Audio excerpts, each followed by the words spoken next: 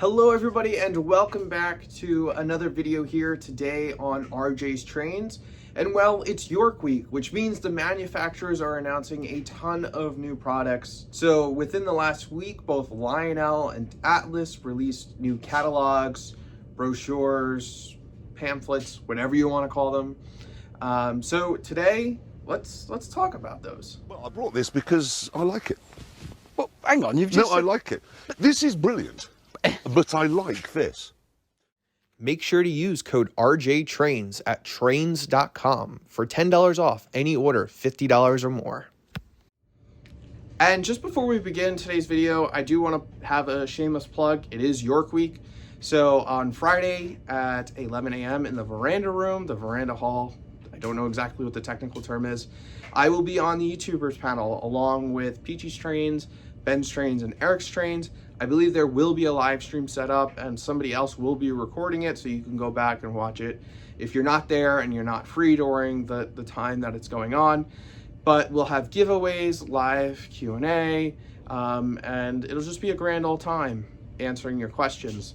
So if you're at York, please stop by 11 a.m. in the veranda hall and come hang out with us. So we'll start today's video talking about the first of the catalogs announced, that being the Lionel brochure that was announced on October 15th.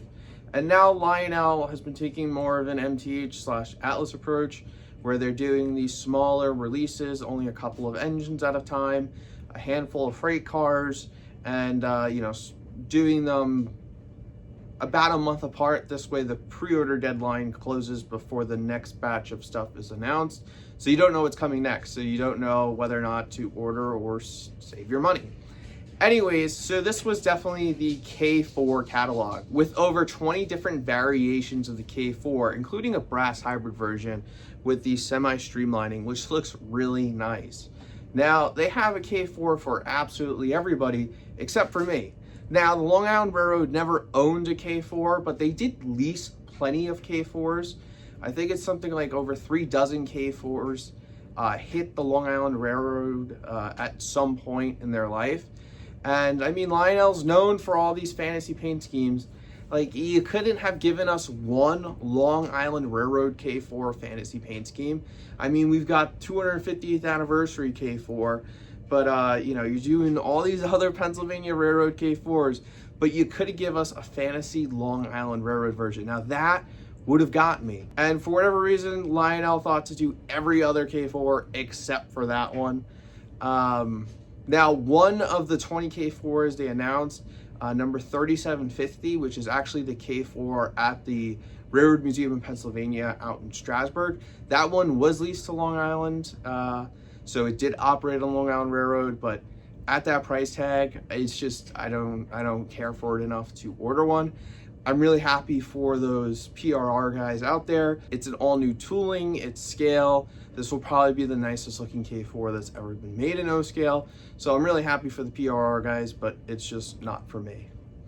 And then moving on to the other big locomotive that they announced that they're producing, the Southern Pacific AC9 in a ton of fantasy paint schemes. Come on, Lionel, we're getting a green Southern Pacific AC9 painted in Southern, but you couldn't give us a Long Island Railroad K4, which is so much closer to like what might, anyways, I digress. So you've got a ton of fantasy paint schemes with this one, obviously because it didn't operate in a ton of different paint schemes in real life. Now, thanks to my buddy Optimus, Johnny, so they're doing this with the GS4 tender, which isn't accurate at all. So it's already a West Coast railroad, a lot of wheels and very expensive. So this one's just out of the cards for me. And then naturally with Lionel, you've got, a couple of box cars that are over $100 when they are probably worth about $30 to $40 because that's what you pay for old versions of them at a train show. Anyways, but the coolest thing in the Lionel catalog is the return of the jet-powered RDC Bud cars, but they're also doing a ton of different fantasy paint schemes like Pennsylvania, Santa Fe, Star Wars, Looney Tunes, so on and so forth. I was really excited when I first saw these. I was really contemplating ordering the New York Central one just because it's so cool. But then I saw that price tag of $580, I believe, at MSRP. So we're talking like around $500 pre-order. And, you know, at that price, it's really cool, but not cool enough for me to pre-order. So maybe that might be one of those things that I pick up at York one year. I see it sitting around after it comes out. You know, probably maybe in a year from now, that's what we're talking about on the way to York, is something that I might want to pick up. But for me right now, it's not a pre-order, but I can't wait to see those come in and see what they actually look like. And now moving on to the Atlas catalog, which I think a lot of younger modelers like myself who like the more prototypical stuff and a little bit of the more modern stuff, I was more excited for. So in terms of locomotives, we've got the ST70M-2s. I've got enough modern big diesels, so the Susquehanna paint scheme's cool, but I don't really need that one. And then another run of GP30s. Yippee. Atlas already announced a run of GP30s and they still haven't delivered on those. I mean, I would have loved to have seen another run of the ES44s with a couple more of the CSX heritage paint schemes. Like, we need a DCS version of the B&L or the RFMP. So it's really disappointing that neither MTH or Atlas has announced those yet. Because that would definitely be a pre-order for myself. I would say the most shocking locomotive announcements made in this catalog. The first is the Wheeling and Lake Erie 250th American Anniversary SD40-2. Just a beautiful, amazing paint scheme. I think a lot of people are gonna end up ordering this one, and it well deserves to be a very popular locomotive.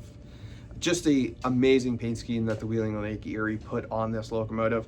Personally, I'm not going to purchase it, but I can't wait to see those who do and it run on their layouts.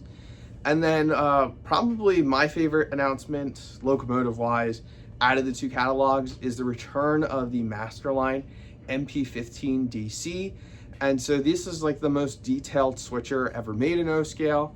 And it now has DCS. So you have top of the line Atlas quality and details mixed with DCS, which is much better than the TMCC that was originally put in these locomotives. And they have a smoke unit. So some real interesting paint schemes between Norfolk Southern, Conrail, BNSF. Now, if they were to do a run of these in the future and do like Long Island Railroad or New York and Atlantic, or maybe if somebody were to do a custom run, that would pique my interest. So I already have a couple of Swisher locomotives, so I don't feel the need to order any of these, but I know my buddy Jason over at JD Stucks, he's ordering one of the NS ones. So I'm excited to see how those turn out, and really excited to see those running on people's layouts. And now for my favorite announcement out of everything between the two catalogs is the only new tooled 60-foot high cube Gunderson boxcars. This has been a long time coming. I've been hearing rumors and mumblings that this was in the works, but these are the most popular boxcars today used on the modern American railroads, and it's really a shame that they haven't yet been produced in O-scale. So I give my hats off to Atlas for going ahead and tooling up and deciding to make these boxcars, as well as all the other modern scale freight cars that they have announced over the last 4 or 5 years, between the auto racks, center beam flat cars, these box cars, so on and so forth. So thank you very much, Atlas, for doing that. Now, I know there are definitely gonna be some guys who go buck wild and order every single road number of all of these paint schemes. I'm not that crazy, but I did already go ahead and place my pre-order with Train World. Train World's my favorite store and my favorite place to pre-order, so go check out Train World. But I placed my pre-order for the yellow TTX version as well as the brown NOKL versions, which I think those two will make a great pairing. And one thing that I'd like to note is that the MSRP on these is like $110. And the pre-order price is like $99 from Train World, which is just fantastic for a huge scale freight car like that. Definitely probably your best bang for your buck in O-gauge when it comes to scale freight equipment. But yeah, the PS1 boxcars from the Lionel catalog, which is an old tooling that has been done so many times, made of plastic, has plastic trucks and really crappy couplers, has an MSRP of $115. So this small plastic boxcar that comes in an orange box is more expensive than this huge scale, very intricately detailed, newly tooled boxcar from Atlas. It really just shows you the difference between the two companies. Atlas did announce a couple of other reruns, like the log dump car, the scale test car, as well as the coal porters. Really like the Conrail one, but that'll probably be something that I'd pick up, you know, ad hoc at some point in the future. But yeah, so as far as the two catalogs, the only thing that I did actually pre-order were those two boxcars. So wrapping up here, I think in the last year or so, I've definitely tried to do a better job of keeping the pre-orders to a minimum and being more responsible. Obviously, I'd like to own my own house one day, and spending money on trains isn't the best way to do that. In my next video, which will be my York recap video. So I hope you guys all enjoy that. But for those of you who are traveling to the York Train Show, I hope you enjoy it. Feel free to say hi to me if you bump into me, and safe travels to all. And to everybody, I hope you take care, stay safe, and happy railroading.